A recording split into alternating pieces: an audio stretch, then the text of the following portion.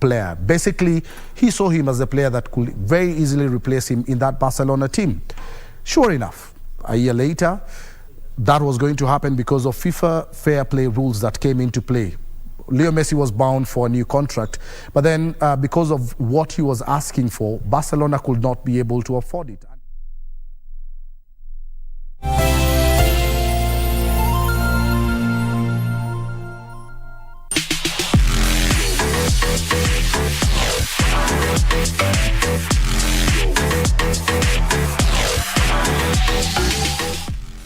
This is Stargaze, brought to you by Equity Bank.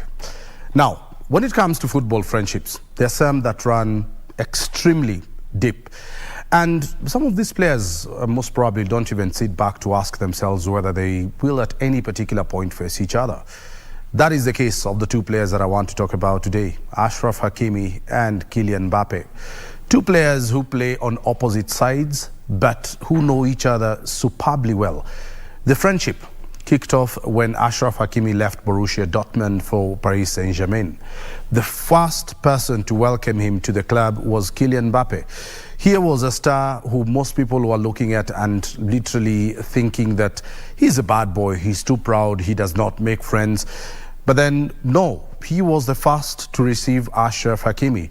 And what made their friendship even more interesting was the fact that they both speak Spanish. Now, this is something else that you probably didn't know, that Achraf Hakimi, yes, he is a Moroccan national, but he was born in Madrid, which makes Spanish his native language. But then, by virtue of being a Moroccan, that means he also speaks French. So he came into Paris Saint-Germain, and once there, the only person he could find that he could speak to fluently in Spanish was Kylian Mbappe. So they grew a bond.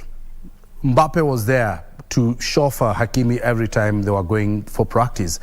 He was there every time he needed to look up a restaurant, go look for something to eat. By then, he was not married, he was single. He didn't have a lot of his family in Paris. No, most of them were actually staying in either Madrid or Germany that he had left, that was in Dortmund. So these two players literally were spending their day-to-day lives with each other. There are many times when you've seen the two of them together going for fashion shows, going for dinners, going for parties, even playing a game of FIFA against each other, just sitting down to play PlayStation against each other. That's one of the things that these two players have done together. So when it comes to them thinking about how they can be able to mark each other out, that is something that both of them have not even thought about so far. And that stems to the fact that when you look at some of the stuff that they each say about each other, just this year, Kylian Mbappe in January 2022 tweeted and said very clearly that Achraf Hakimi was the best right back in the world. Same thing has happened. Achraf Hakimi several times calling Mbappe one of the best players that he has ever played with, he has ever played against. Remember, they also train against each other, and who he has ever seen on a football field. That is how close these two players are. And if you want to know how close it gets, because it also gets deeper than that, it is the fact that they also share a barber. And you know, you don't just share a barber with anyone. Not every one of your friends goes to the same barber shop or salon as yourself. So that is how deep that particular friendship is. And I know probably that is a fact that you didn't know about these two players. All these brought to you courtesy of Equity Bank.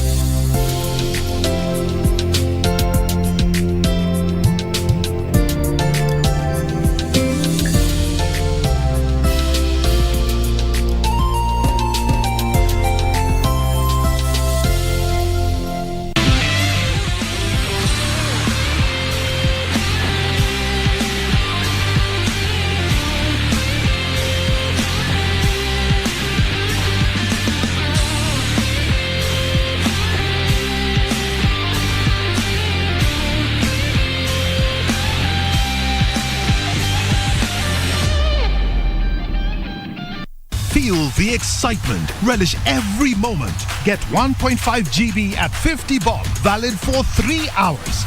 Furahia futa. Dial *544 hash.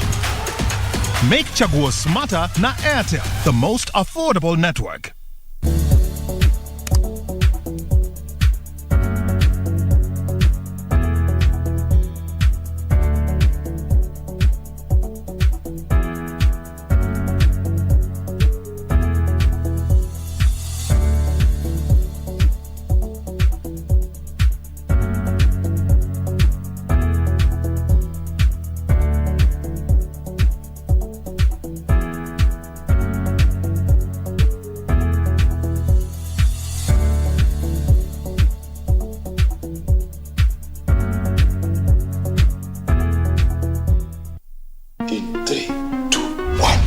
To indulge in local shows is getting worse, with shows that are on a league of their own. You have nothing left to lose. Enjoy the spicy, unexpected moments. Finally, the day is here. I'm a gangster. Not a gangster. That's a no for me. The need to stay connected keeps getting worse, and we keep on adding to the pressure with our All-Star Entertainment, Maisha Magic Plus, DSTV Channel 163, GoTV Super Channel 8.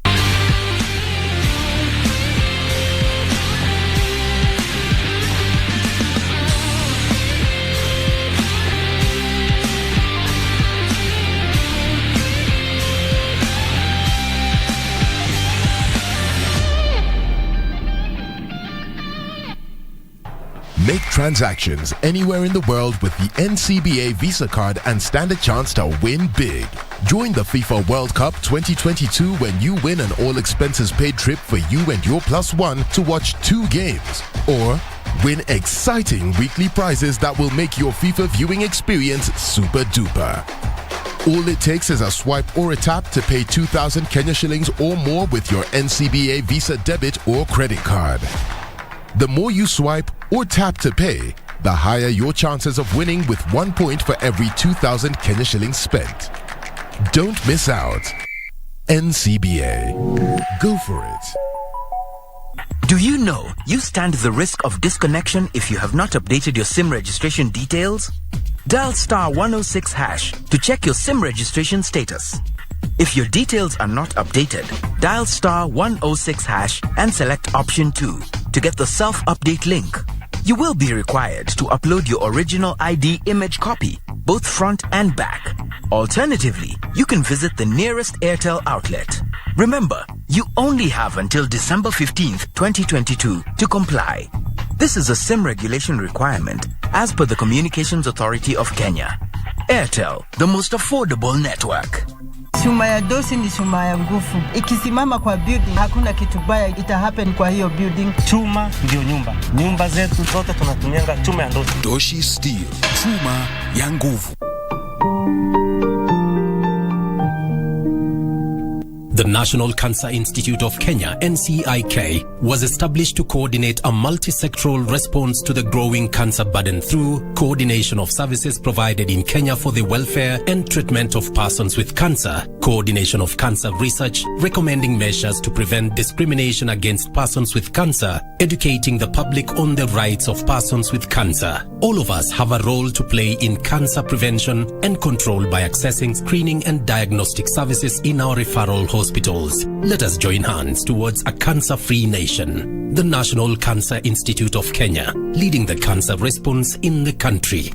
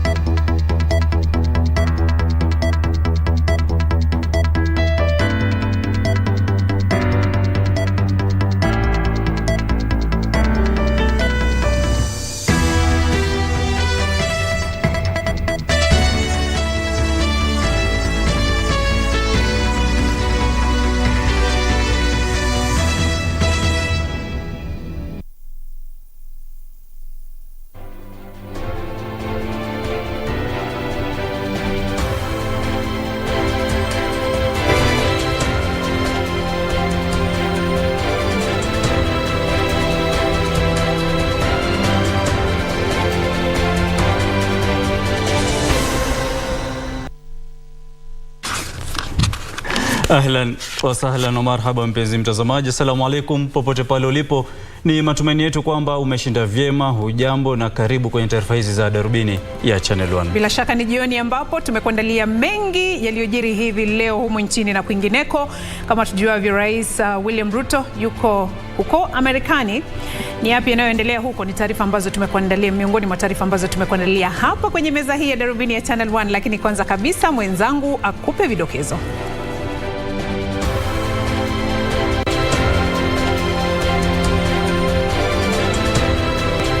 Rais William Ruto aongoza kikao nchini Marekani kuhusu juhudi za kupunguza kiwango cha hewa ya carbon na utunzi wa mazingira.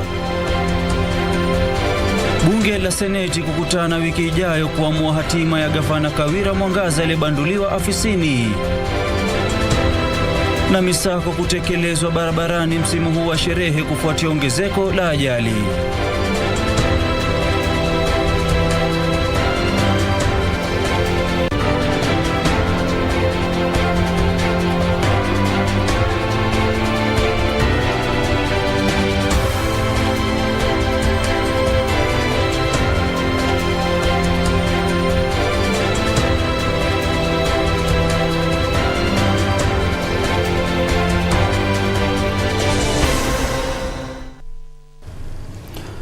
Naam, shukran na karibu.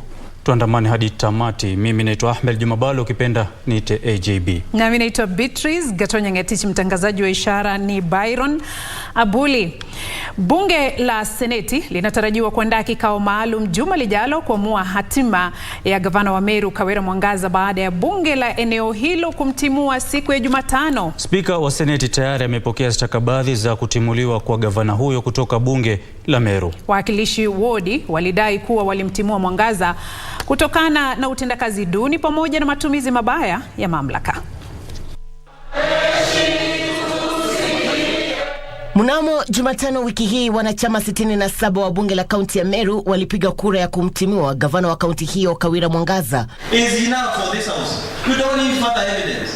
Mwasilishi wa hoja hiyo Dennis Kiogora, ambaye ni mwakilishi wa wadi ya Abugeta, alisema bunge la Meru lilizingatia sheria katika juhudi za kumtimua gavana huyo. Kulingana na taratibu zilizoko, spika wa Seneti amepokea stakabadhi ya uamuzi huo kutoka kwa spika wa bunge la Meru na sasa ataziwasilisha kwa maseneta. Within 2 days, that is by Friday, the speaker of this assembly will have communicated with the speaker of the Senate. Kawira Mwangaza atahitajika kujitetea mbele ya Seneti na vile Dennis Kiogora aliyewasilisha hoja hiyo. Within 7 days, the Speaker of the Senate has to convince a sitting of the Senate to hear the charges against the governor. Maseneta hao baadaye watahitajika kuamua iwapo hoja hiyo ya kumtimua itadumishwa au la. If the report finds the governor guilty, then now the Senate will vote. And all the members will have one vote. So the 67 members of the Senate each will have a single vote and will require a simple majority to have the motion approved by the Senate. Kumeibuka hisia mseto kuhusu juhudi za kumtimua gavana huyo, huku baadhi ya wakazi na viongozi wa kidini huko Meru wakiunga mkono hoja ya kumtimua, huku wengine wakipinga hatua hiyo. Nitalinda pesa zenu. Hiyo sitaregeza.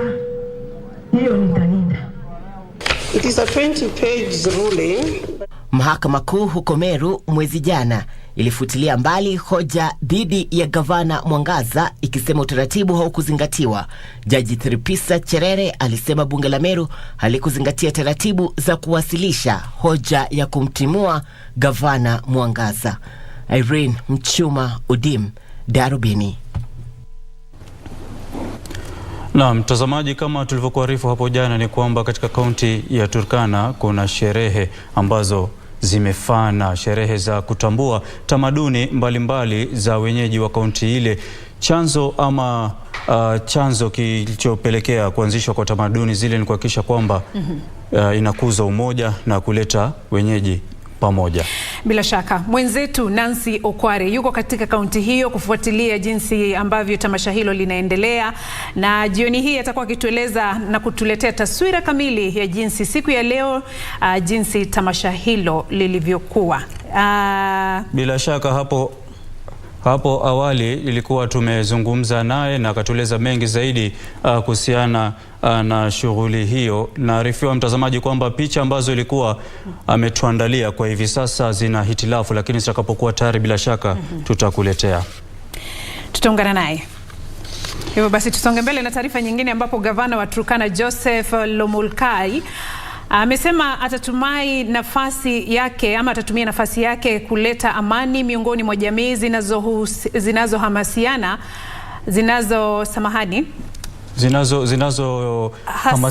hasimiana kaskazini mwa Kenya. Na akiongea wakati wa hafla ya kusambaza chakula cha msaada kwa wakazi wa Loima, gavana Lomulkai alitoa wito kwa viongozi katika eneo hilo kuwa wajumbe wa amani.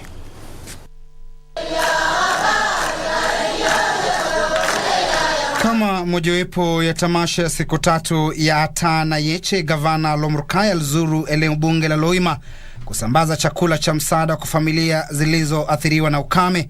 Eneo hilo limeathirika pakubwa kutokana na ukame na kuacha maelfu ya watu pamoja na mifugo wao wakitafuta chakula pamoja na lishe kwa mifugo. Jukumu la serikali la kitaifa na pia serikali ya kaunti kuleta nguvu zote pamoja ili tupate kusaidia watu wetu. Kwa hivyo leo tunapeana chakula hapa sehemu ya Kalemunya, alafu tuelekee tupeane chakula kule Naipa, na kisha tuende kule Lochoreli, turudi tuende kwa Tela, tuende Kakilala, tuende pia Kablokor. Huku akisambaza chakula cha msaada, gavana Lomulkai alielezea kujitolea kwake kutumia nafasi anayoshikilia kueneza amani kaskazini mwa Kenya na kushirikiana na karibu na serikali kuu kwa minajili ya maendeleo. Na mimi ningependa kupeana warning kwa wale watu wanaitwa village administrators.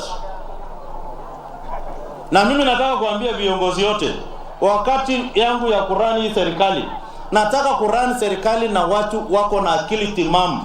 Wale watu wanapenda watu wote. Nikigundua wewe unapenda watu wengine, upendi wengine, wewe ni rika ya yule mtu anatakana aende kwa kijiji akunya kada huko.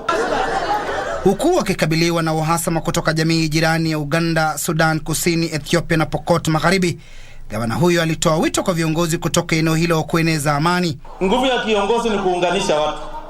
Nguvu ya kiongozi ni kuhakikisha kwamba ameunganisha watu ili maendeleo ipate ya hypocrisy. Hatutaki mipango ya kuwa pamoja kwa ukora. Tunataka tukae pamoja na tusaidiane. Sisi hatutaki kuwa mfano ya viongozi. Tunataka tuitwe viongozi kwa sababu tuko na majukumu ya kuunganisha Wanakenya, watu wetu wa Turkana, tuwe kitu kimoja. Timothy Kipnoso, Darubini.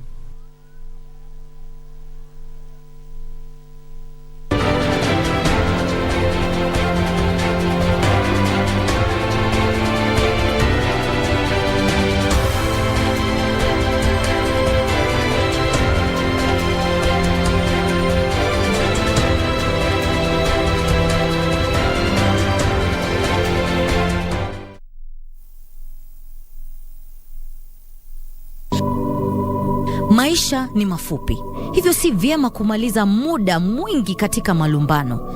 Hesabu baraka zako, wathamini rafiki zako na tabasamu ili udumishe amani. Kupata maisha, bonyeza *811 *816 *811 *816 Welcome to the Living Room Stadium. It's the FIFA World Cup. The match is about to start. Food and drink ready. There's no space left for anyone. Come on, get your lucky chair. Take your usual spot. Even the puppy has one. It's preparation time. You can feel the tension in the air. And do you have everything you need to believe? Chuma ndio nyumba. Nyumba zetu zile tumejenga, tunatumianga chuma ya ndosi. Geji yake iko sawa. Ukikuja kukata, kuchomelea, chuma yenyewe imenyoroka. Doshi Steel. Chuma ya nguvu. Make transactions anywhere in the world with the NCBA Visa card and stand a chance to win big. Join the FIFA World Cup 2022 when you win an all-expenses-paid trip for you and your +1 to watch 2 games. Or win exciting weekly prizes that will make your FIFA viewing experience super duper. All it takes is a swipe or a tap to pay 2,000 Kenya shillings or more with your NCBA Visa debit or credit card. The more you swipe or tap to pay, the higher your chances of winning with 1 point for every 2,000 Kenya shillings spent. Don't miss out. NCBA. Go for it.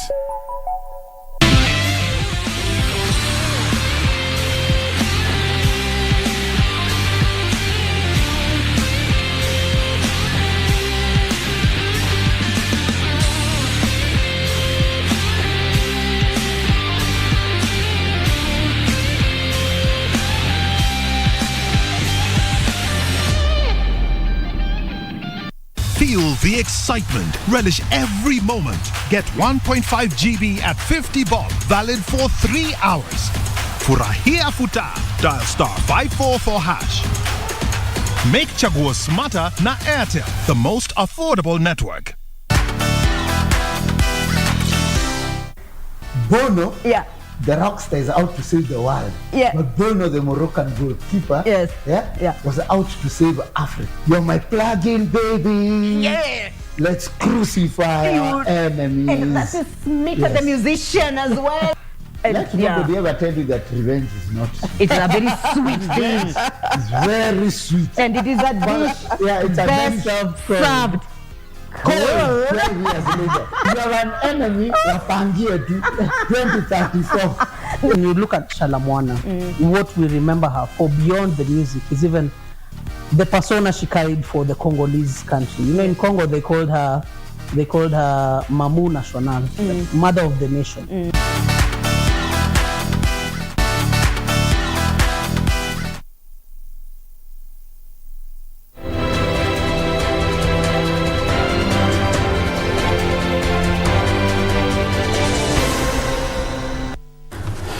Naam, karibu mtazamaji, na hivi sasa tukurudishe katika kaunti ya Turkana. Hapo awali tulikueleza kwamba kuna sherehe za utamaduni zinazoendelea katika kaunti ile, na miongoni mwa tamaduni ambazo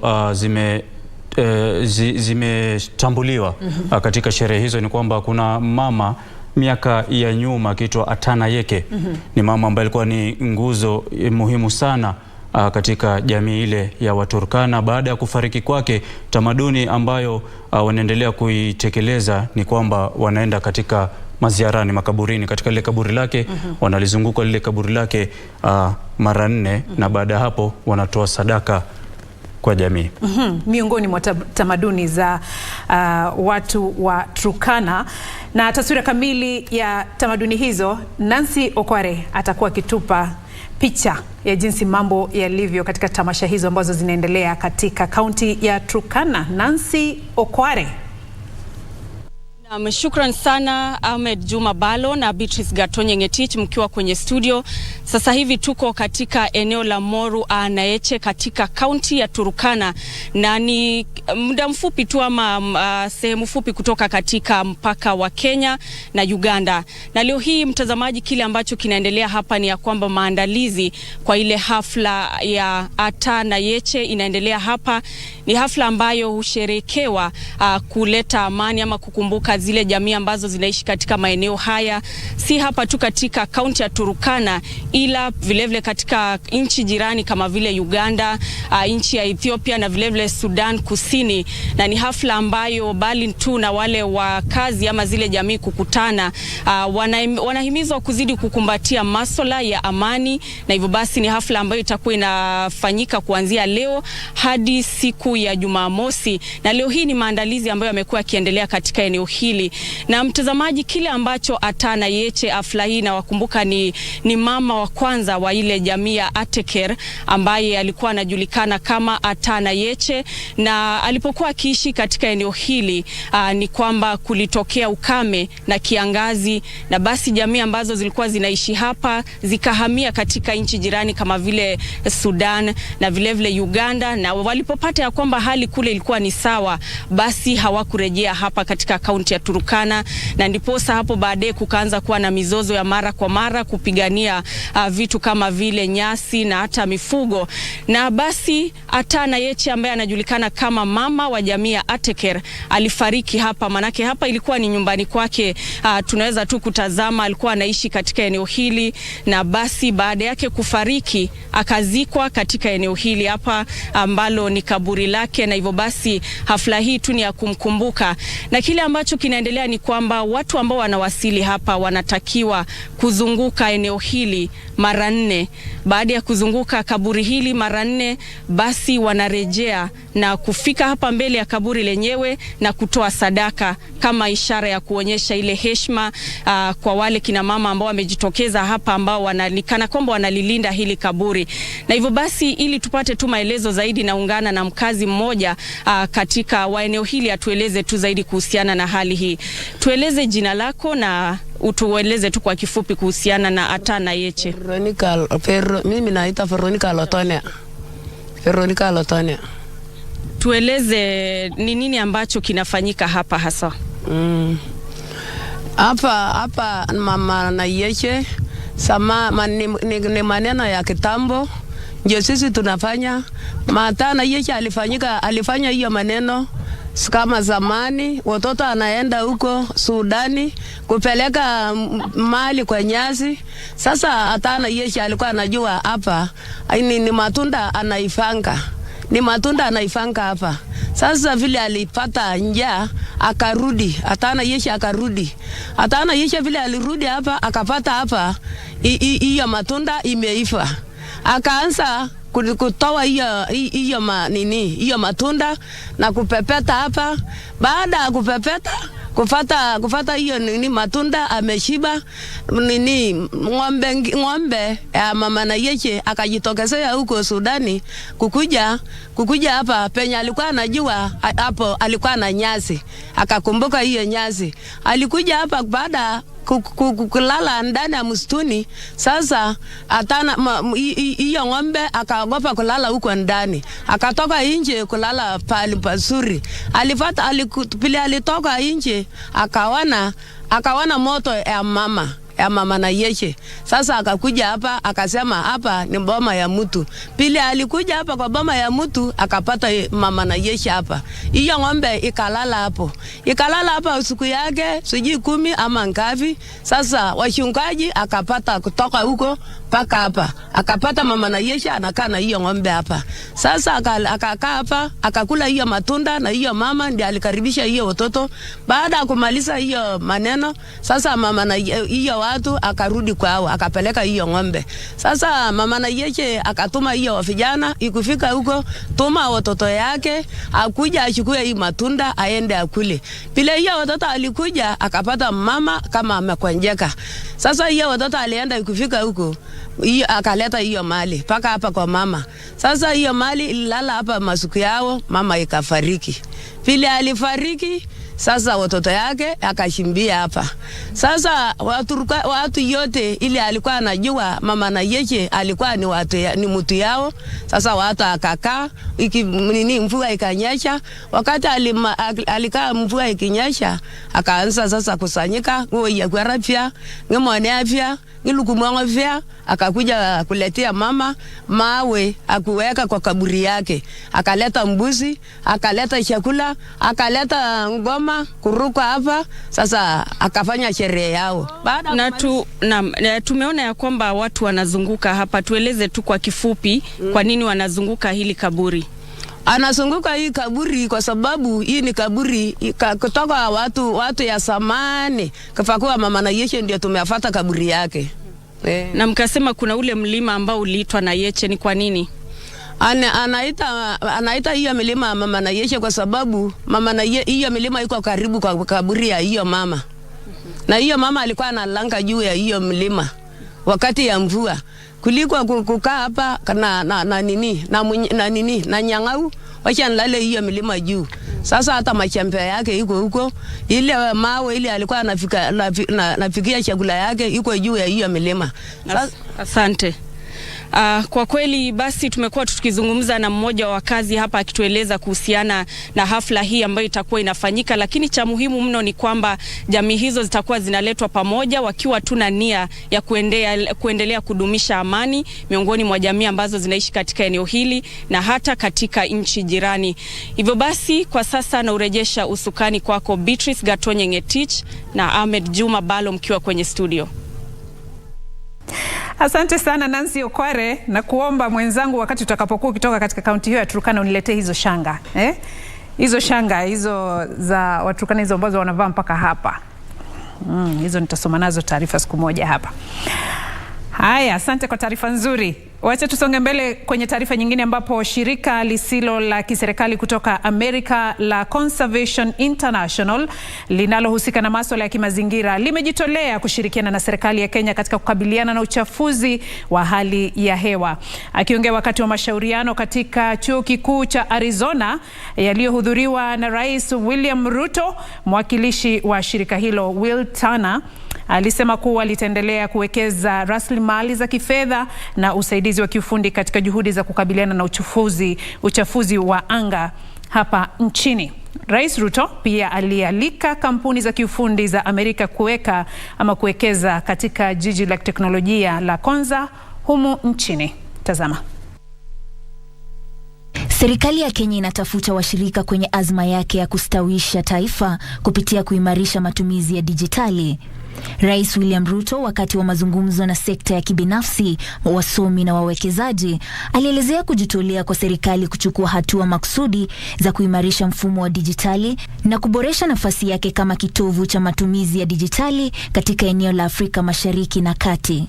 Rais Ruto amesema Kenya imejibidiisha kukabili mabadiliko ya tabia nchi kupitia dijitali. Kenya has always, and more specifically at COP27, we express our commitment to leverage on every available tool, including technology, to tackle the climate crisis. Aidha, rais alizikaribisha humu nchini kampuni za dijitali kujinufaisha na nafasi za uwekezaji katika mradi wa jiji la dijitali la Konza. My task today here is to express and signal our commitment to lead the world in this new dispensation and to reiterate that Kenya is open for partnership and business. I invite US tech firms to pursue the emerging investment prospects in the Silicon Suburb in Konza. There are many lessons we can all draw from Silicon Valley and the Research Triangle, which will make Konza City a success story. Makamu wa rais wa kampuni ya kimataifa ya uhifadhi wa mazingira Will Turner amesema Kenya ina uwezo wa kuanzisha miradi ya kukabilia hewa ya kaboni na kupunguza gesi zinazoathiri mazingira, hivyo kuimarisha juhudi za uhifadhi wa mazingira.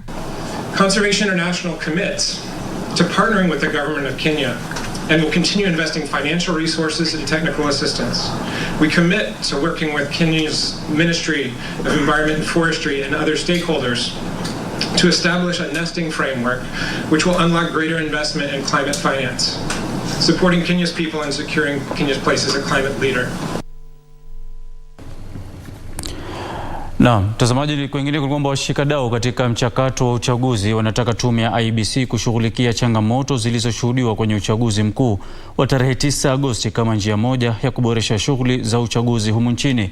Miongoni mwa masuala ambayo washikadau hao wanataka yashughulikiwe ni utekelezaji wa sheria ya ufadhili wa kampeni pamoja na sheria kuhusu makosa ya kiuchaguzi ili kuzuia visa kama hivyo.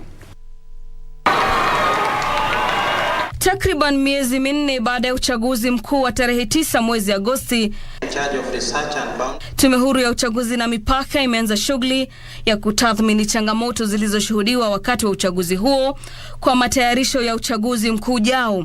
Wakati wa mkutano na washikadau mbalimbali, wataalam walielezea masuala yanayofaa kushughulikiwa na tume hiyo inayoongozwa na Wafula Chebukati. It will never end until the donors, the stakeholders who are here, you assist us as political parties to do research on the voters themselves. Because we are talking about campaign financing. Campaign financing, it will be difficult until the time the multitudes, the voters themselves. The other day you had even the members of parliament who were saying, no, we are going to the country, to the constituencies without CDF. Because the people out there, they put a lot of pressure. A politician in Kenya is an endangered species. Msajili wa vyama vya kisiasa Andy Ritu akitaka kutekelezwa kwa sheria thuluthi mbili ya wanawake kuteuliwa na vyama kushiriki katika uchaguzi. We were supposed to present a third of the candidates to be of either gender. I expected at least we be at 1/3. But unfortunately we are at 11% in terms of just candidate presentation. That's an area in this electoral cycle we need to look at so that we strengthen and institutionalize political parties and strengthen them. The other issue, counterpart Chepkati did all what it takes to ensure that people adhered to 2/3. The gender principle that is supposed to adhere to. But in the end, the political parties that did not adhere to that principle went to court. But I must say, at the point at which they went to court, so many of us had adhered, very many political parties. Wakati wa mkutano huo, makamishna wa tume ya IEBC walielezea jinsi wafanyikazi wa tume hiyo walivyohangaishwa, huku wakitoa wito wa uvumilivu miongoni mwa vyama vya kisiasa. A lot of our staff were mistreated, both at the National Tally Center in Bomas and across the country. They do not deserve such mistreatment. We call upon you as stakeholders in electoral processes to please stand with the electoral management bodies, poll officials, staff. They need your empathy, they need your encouragement, and above all, they need your guidance. They are your resource. See them as your resource. Baada ya kukamilika kwa mikutano hiyo, ripoti kamili itatayarishwa na kutolewa kwa umma pamoja na taasisi mbalimbali za kiserikali ili kuhakikisha kuna uwazi. Nikiripotia Darubini, naitwa Gladys Mungai.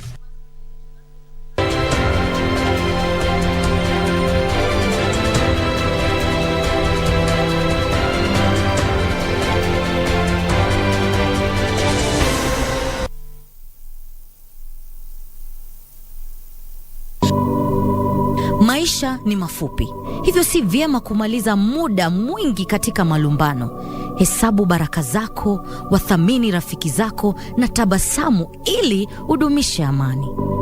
Kupata maisha, bonyeza *811 *816 *811 *816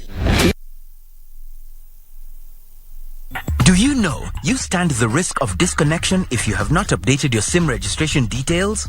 Dial *106# to check your SIM registration status. If your details are not updated, dial *106# and select option 2 to get the self-update link. You will be required to upload your original ID image copy, both front and back. Alternatively, you can visit the nearest Airtel outlet. Remember, you only have until December 15th, 2022 to comply. This is a SIM regulation requirement as per the Communications Authority of Kenya. Airtel, the most affordable network. At Tristan School of Medical Health Science and Technology, we prepare the change makers of tomorrow by training them in theater technology, medical engineering, science laboratory and health records, applied biology, environmental health science, nutrition and dietetics, ICT, counseling psychology, and many more. Enroll with us today and take a certificate or diploma course. Visit our campuses in Juja, Nairobi West, Kisumu, and Homa Bay and get your career going.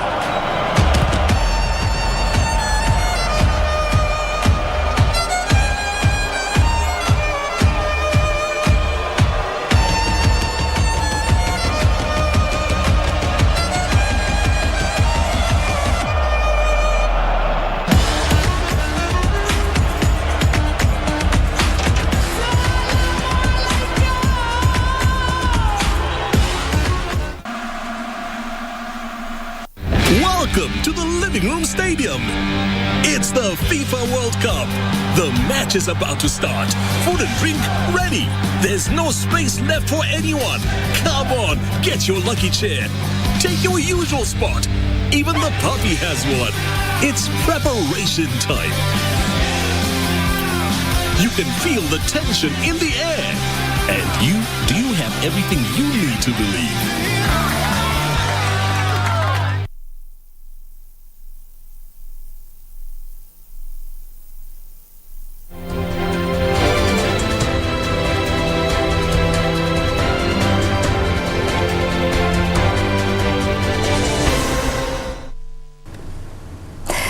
Karibu tena mtazamaji.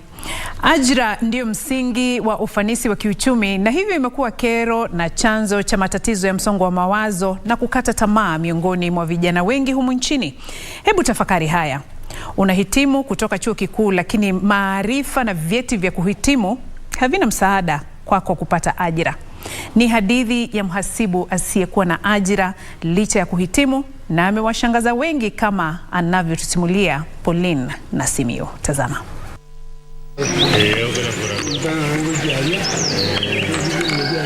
Kutana na Jones Nyaberi. Licha ya vyeti hivi vya kuhitimu kimasomo, alipiga moyo konde kuwa mhudumu wa bodaboda. Mwenye umri wa miaka 31, kijana huyu aliyehitimu na stashahada ya uhasibu kutoka taasisi ya Mawego anasimulia jinsi alivyoamua kujitosa kwenye sekta iliyokejeliwa na wengi nchini baada ya juhudi za kusaka ajira kugonga mwamba. Niliamua kuingia kwa biashara ya pikipiki kwa sababu sikuwa na option nyingine yenye ilibaki kwa maisha yangu sasa, kwa sababu nilikuwa nimejaribu kutafuta kazi yenye nilisomea mimi, sikufaulu. Sasa hikabaki tu nitafute pikipiki ndio ni tikimu kimaisha, kwa sababu ukiwa mwanaume na ukiwa mkubwa kwa familia yenu, sasa lazima uchitume, uangalie pale huku uone ni nini naweza kuletea pesa. Amekuwa mfano wa kuigwa na kuondolea mbali dhana kwamba sekta ya uchukuzi wa bodaboda haipaswi kulaaniwa kutokana na matendo ya wahudumu wachache watundu. Kuna wale ambao wametuharibia jina ama wameharibia sekta ya bodaboda jina. Wanatumia pikipiki vibaya. Ningependa kusema hivi, si wanabodaboda wote ambao ni wakora wakorofi. Kuna wale ambao tumejituma kwa hii biashara kuinua maisha ya familia zetu. Kuna wale ambao tumejituma pale, huenda ikawa mimi ni mmoja wao ambao walikosa kazi baada ya kuhitimu. Wameingia kwa hii sekta kujitafutia. Wosia wake kwa vijana wanaohitimu kutoka vyuo vikuu ni kwamba wasiwa wa kuchagua kazi, bali wajiandae kujihusisha na shughuli yoyote ili kujipatia tija. Wasije wakachagua kazi mwanzo. Ile kazi yenye itakuwa ya kufanya, yenye utapata, ifanye na uipende mwanzo. Wasidi kujituma. Wasije wakakae chini wakasema sasa mimi kama mimi John sasa ningekaa chini niseme sasa natafuta the white collar job. Wenda ikawa maybe singefika mahali nimefika. Kulingana na babake mzazi, biashara ya bodaboda ilimwezesha mwanawe kujenga nyumba yake na pia kuwajengea wazazi.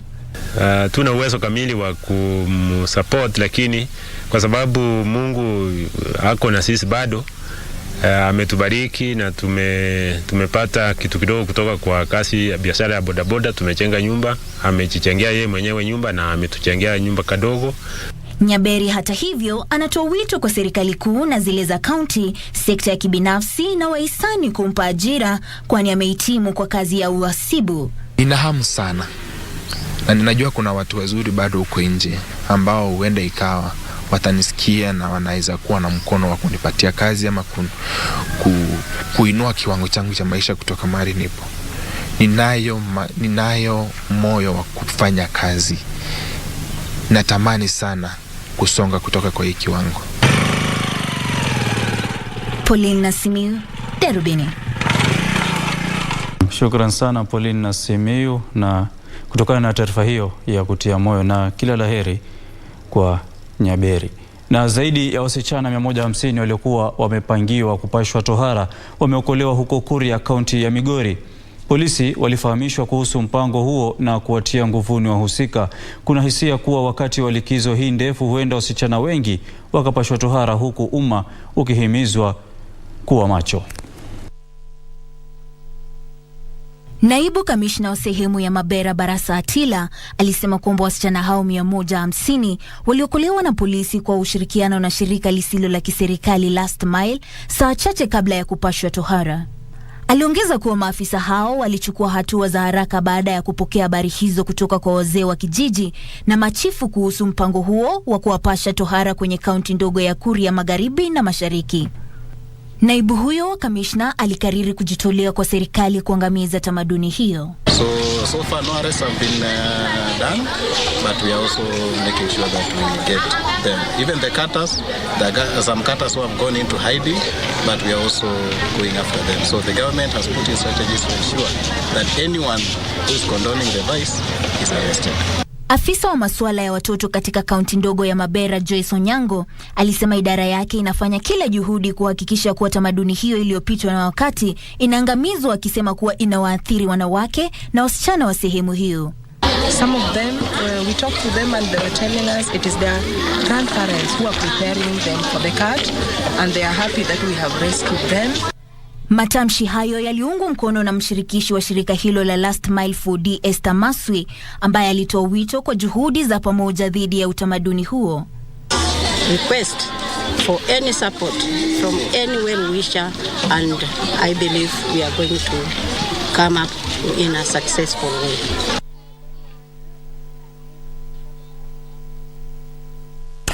Tukisonga mbele mtazamaji, maafisa wa serikali ya kaunti ya Narok kwa ushirikiano na wale wa Wizara ya Usalama wa Ndani wamezindua kampeni ya pamoja kuhamasisha umma kuhusu athari za pombe haramu. Shughuli hiyo iliyoongozwa na waziri wa kaunti hiyo wa utawala wa ugatuzi Josephine Ngeno ilipelekea kufungwa kwa mabaa kadhaa ambayo hayakufuata sheria. Tazama. Kulingana na waziri wa kaunti wa utawala Josephine Ngeno, wamezindua mpango huo wakati serikali ya kaunti hiyo imeanzisha msako mkali dhidi ya watu wanaotengeneza na kuuza pombe haramu, hasa wakati huu wa msimu wa Krismasi na mwaka mpya.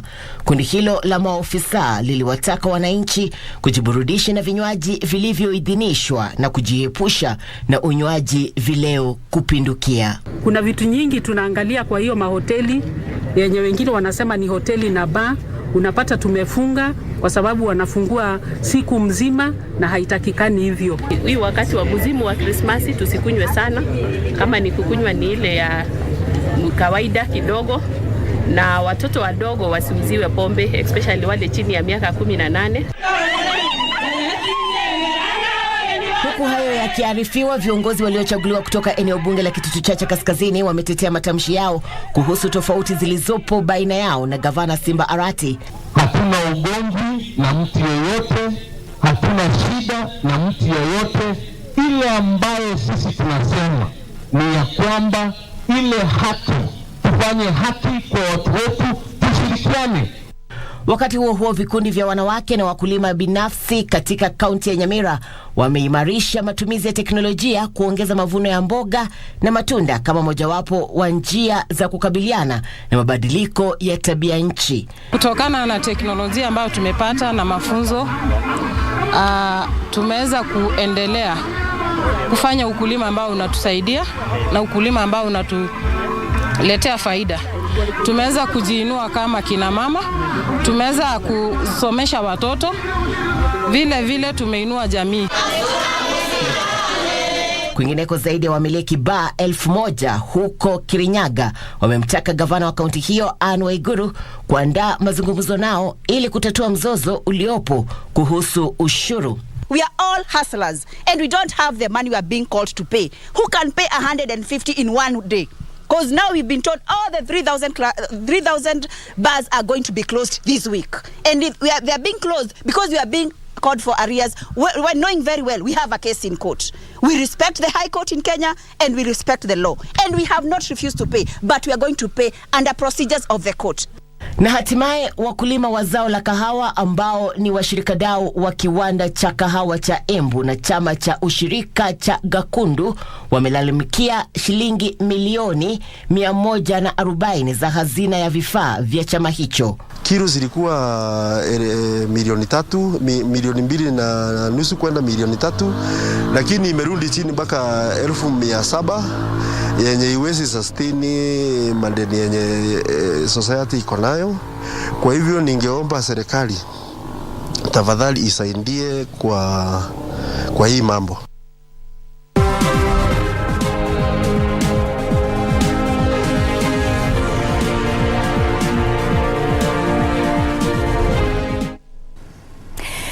Na mtazamaji, sasa tuangazie taarifa hii ya biashara. Mwenzangu atakuwa akikuletea zile za spoti na kisha hapo mwishoni tujifunze lugha ishara. Kenya inashauriana na China kuhusu ufadhili wa ujenzi wa reli ya kisasa hadi Malaba. Waziri wa uchukuzi Kipchumba Murkomen amesema mradi huo utajumuisha uchukuzi wa abiria na mizigo. Ujenzi wa reli hiyo hadi Malaba unatarajiwa kuanza mara tu makubaliano ya ufadhili na ujenzi yatakapotiwa saini mwaka ujao. Waziri Murkomen alisema reli hiyo itakuwa na vituo huko Naivasha, Narok, Bomet, Nyamira, Kisumu na Malaba, na ujenzi huo utachukua muda wa miaka 5.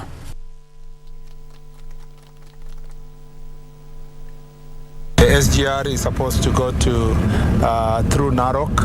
We're already Narok anyway, through Narok to Bomet, to Nyamira, to part of Kisii, and then to Kisumu. And from there it goes to Malaba. It only takes almost, I'm told, an estimated 250 kilometers from here to Kisumu, and thereafter another 150 kilometers to Malaba. We will keep working upon request on this project to advance our cooperation. We've discussed with Kenya Railway Corporation possibility of Naivasha here is only 30 kilometers.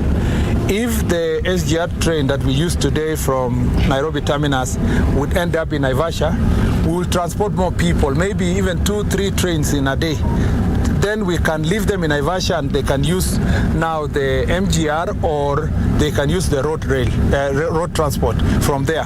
That way we avoid the congestion that we face as you approach Nairobi city. We also reduce road accidents. Serikali itashirikiana na sekta ya kibinafsi kubuni nafasi za ajira kwa mamilioni ya vijana humu nchini. Naibu Rais Rigathi Gachagua amesema mojawapo ya ajenda kuu za serikali ni kubuni nafasi za ajira ili kufanikisha ustawi wa kiuchumi. Naibu Rais Rigathi Gachagua amesema maonyesho kuhusu ajira miongoni mwa mengine kutasaidia kubuni ajira mbalimbali, ubadilishaji mawazo na kusaidia taifa hili kukabiliana na tatizo la ukosefu wa ajira.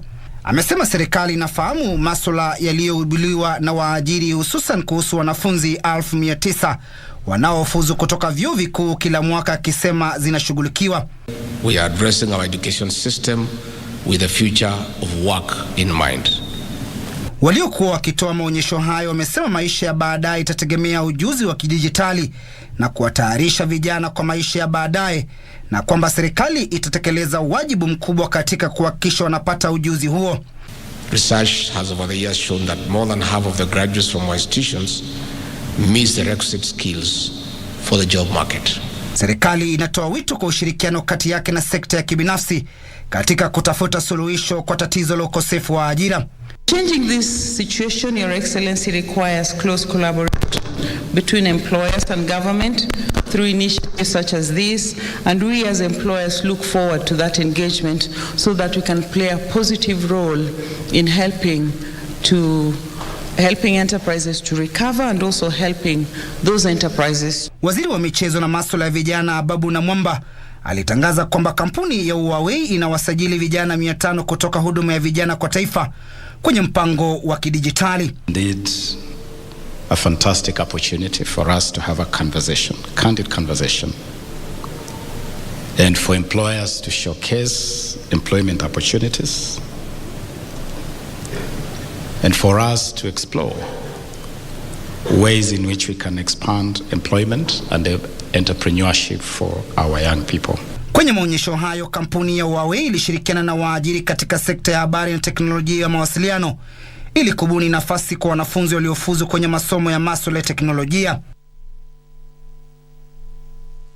Tukisonga mbele, wakuzaji kahawa humu nchini wameitaka Wizara ya Kilimo kuharakisha kubuniwa kwa bodi ya kahawa kwenye soko la Nairobi ili kusawazisha uuzaji zao hilo. Mawaziri wa kilimo kutoka kaunti 33 zinazokuza kahawa wamesema bei duni za kahawa zinasababishwa na mawakala ambao huvuruga bei. Mawaziri hao wanapendekeza utoaji leseni kwa vyama vya ushirika vya wakulima wa kahawa kuuza kahawa ili kuhakikisha kuna uwazi na uwajibikaji katika sekta hiyo. Taarifa kamili ni kwenye mseto wa taarifa zetu za biashara. Serikali za kaunti zinataka kuwe na awamu mpya mazungumzo kabla ya utekelezaji wa kanuni za mwaka 2019 kuhusu sekta ya kahawa, kuhakikisha wadau wote wamehusishwa. Mawaziri wa kilimo kutoka kaunti wanadai kuwa bei duni za kahawa kwenye mnada wa zao hilo huenda zimetokana na mwingiliano wa mawakala katika soko la kahawa la Nairobi. We have farmers now who have had their own self-determination. They have registered their coffee marketing companies and they want to participate. They want to be participants in the auction directly without having somebody else in the middle to do that for them. Because they are competent enough, they are capable, they have the legal framework to be able to do that. Wakati huo kampuni ya Old Mutual inalenga sekta za kilimo, ujenzi wa nyumba na afya katika mpango wake mpana wa uwekezaji. Mkurugenzi mkuu wa kampuni hiyo Anthony Mwithiga amesema wanatafuta fursa kadhaa za uwekezaji na katika kanda hii. Alternative investments also add a huge level of investment governance because they improve the governance structures of partners who are looking for capital to invest. So for example, if it's a corporate or a government looking for funds from alternative investors like pension funds, they need to improve their governance structures. They provide a very good portfolio diversification effect in that during market cycles, during cycles in capital markets, they have shown steady returns. Hatimaye, wenye biashara ndogo na za kadi wanapaswa kupunguza utengenezaji bidhaa zinazofanana na kuangazia zaidi uongezaji dhamani kwenye bidhaa ili kujipatia soko katika kanda hii. Mwenyekiti wa halmashauri ya ustawi wa biashara ndogo na za kadri James Mureu amesema wakati umewadia wenye biashara katika kanda ya Afrika Mashariki kushindana na wenzao kote duniani. We must remove our competition from amongst ourselves to start competing with the rest of the world and to try and identify where it is that we can together force competition that is going to increase the quality of our products. So as a country, as a community, I think we are ready for it, and from what we have seen here, this is the melting point of innovation and creativity. Frederick Muki, Darubini.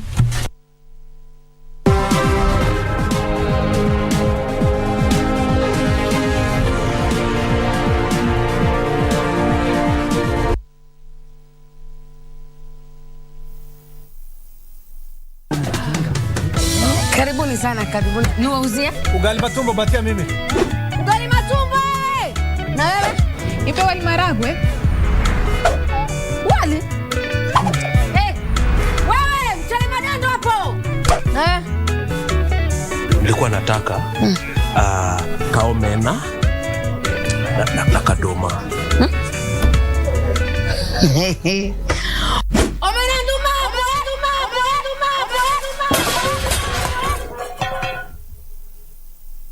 Customer, usijali chakula yako tutakutengenezea kwa dili yako tu.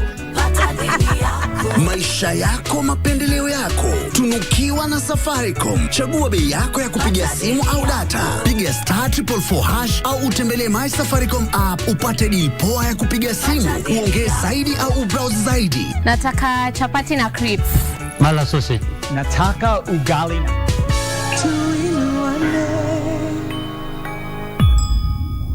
To get Proverbs chapter 3 verse 5 as your skiza tune, dial *811 *967#. Trust in the Lord with all your heart and lean not in your own understanding. In all your ways, submit to Him, and He will make your path straight. Proverbs chapter 3 verse 5 to 6. To get Proverbs chapter 3 verse 5, dial *811 *967 hash. *811 *967 hash.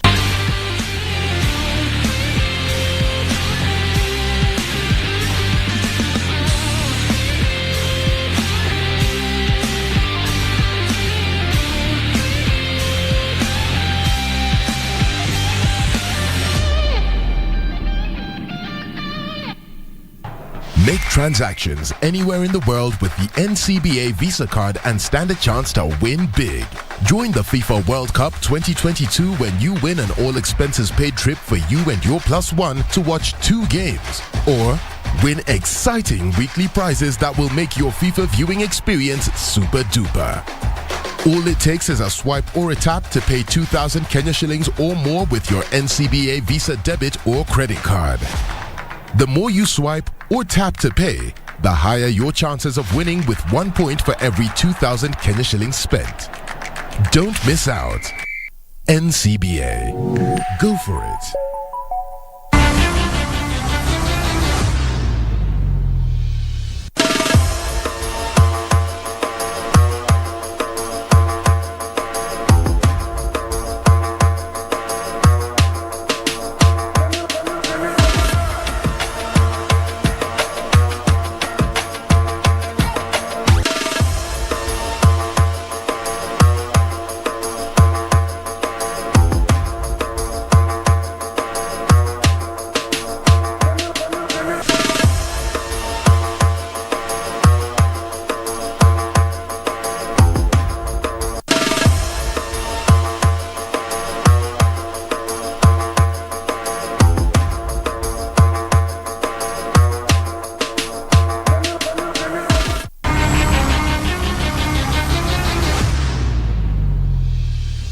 Chuma ya dosi ni chuma ya nguvu. Ikisimama kwa building, hakuna kitu baya ita happen kwa hiyo building. Chuma ndio nyumba. Nyumba zetu zote tunatumianga chuma ya dosi. Doshi Steel, chuma ya nguvu.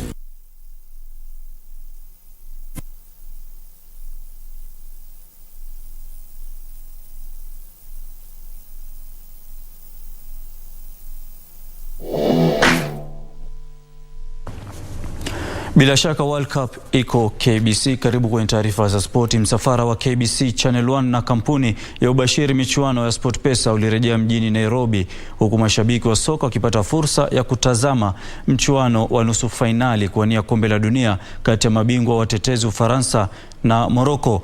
Maonyesho ya mchuano huo yalifanyika katika uwanja wa Umama mtani Komarok.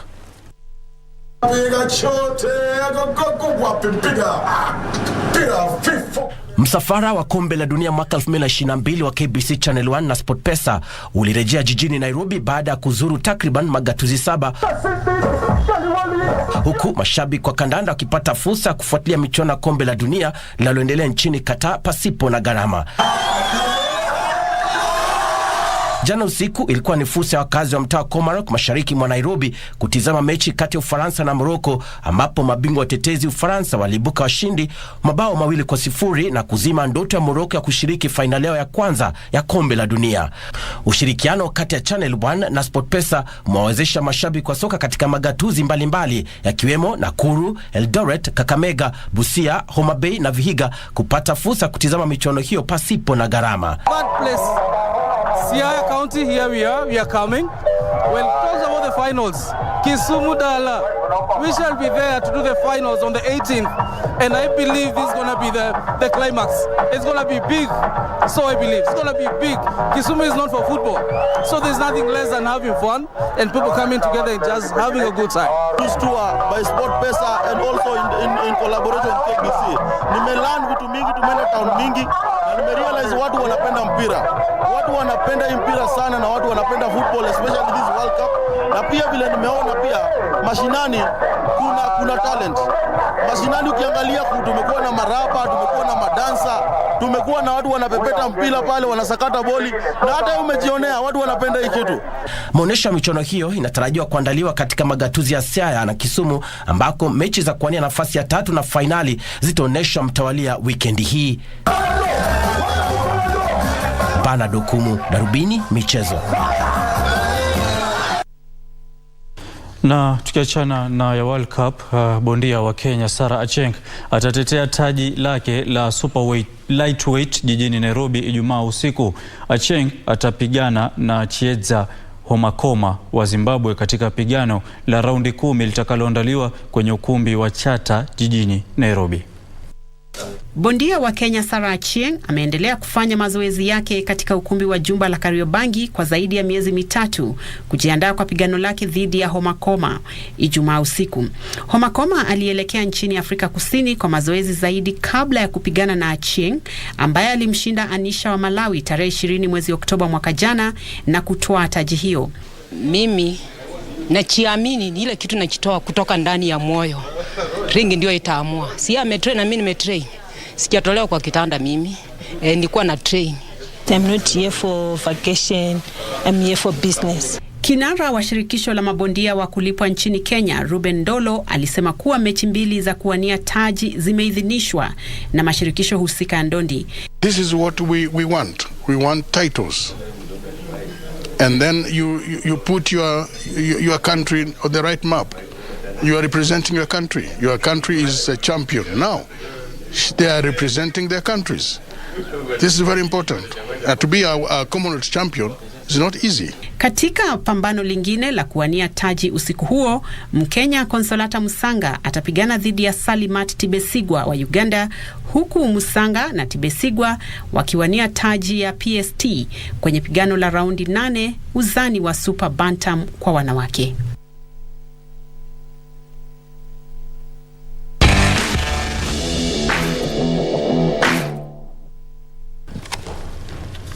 Na mtazamaji, baada ya taarifa za spoti umefikia ule wakati wa kuingia darasani na mwalimu Gatonye. Bado tuko kwenye World Cup, sio? Tuko kwenye World Cup. Tuko wapi sasa? Hivi sasa tunasubiri kumtambua mshindi wa 3 na mchuano huu utakuwa siku ya Jumamosi, itakuwa ni baina ya Croatia na Morocco, na finali zitakuwa siku ya Jumapili itakuwa ni Ufaransa ambao ni mabingwa watetezi watachuana na Argentina. Hivyo basi mtazamaji, hivi leo ningependa tujifunze mechi za kumtafuta mshindi wa 3. Mechi za kumtafuta nambari ngapi? Mshindi wa 3 baina ya Morocco na Croatia. Baina ya Morocco na Croatia. Morocco na Croatia. Kabisa, Morocco na Croatia. Una wakati mwema mtazamaji, kwa fahari yetu. Na finali ama muda au turuhusu? Labda wiki ijayo.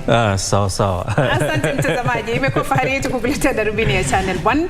Kumbuka World Cup iko KBC.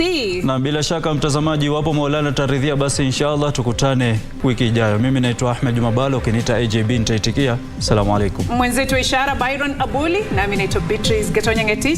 Tunakutakia usiku mwema.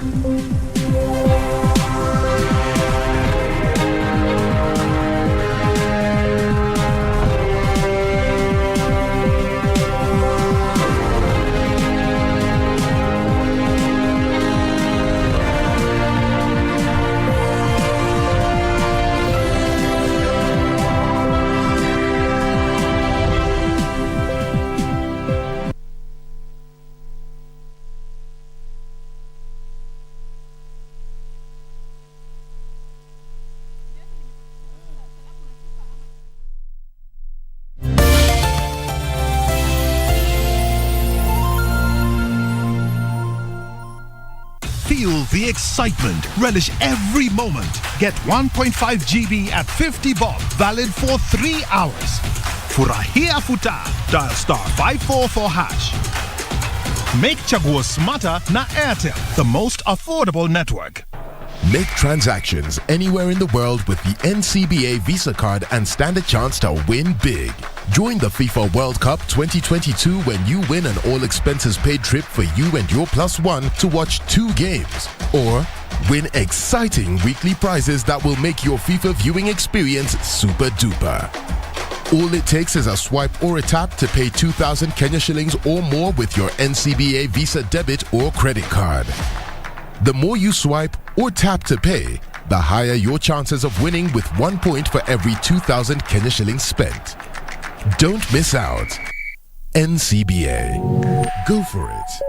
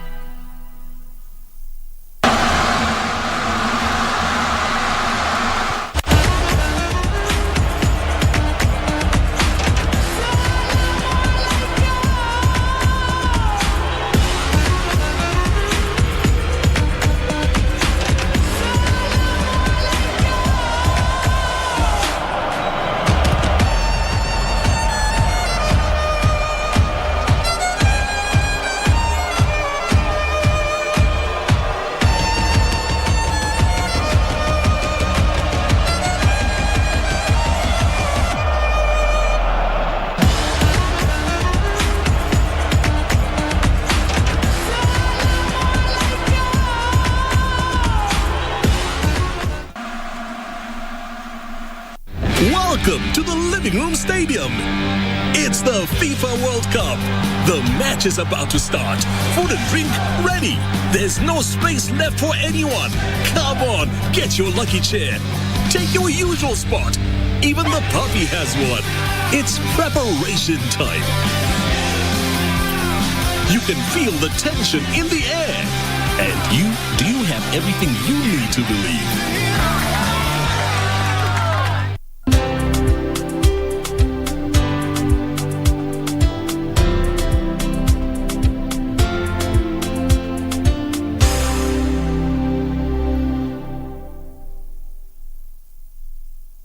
Chuma ya dosi ni chuma ya nguvu. Ikisimama kwa building, hakuna kitu baya ita happen kwa hiyo building. Chuma ndio nyumba. Nyumba zetu zote tunatumianga chuma ya dosi. Doshi Steel, chuma ya nguvu. Welcome to Friends Stadium. Everybody's ready. Wait a second, not everybody. Come on, dude. It's the FIFA World Cup. You're going to lose your seat, the ritual seat, the lucky one. Losing more than a seat, your team is going to lose. Where are you, dude? The match is about to start. Your friends won't hold on much longer. Excuse me.